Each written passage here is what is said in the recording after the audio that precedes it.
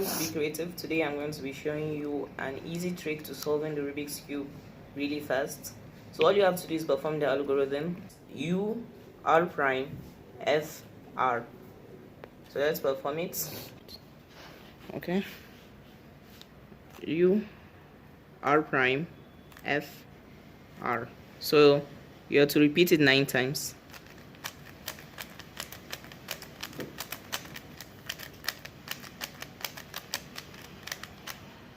And you've solved the cube. Thank you for watching. If you want to know the proper way to hold the cube and the proper way to solve the cube, watch the video that's on the screen, and be sure to subscribe, share, and be creative.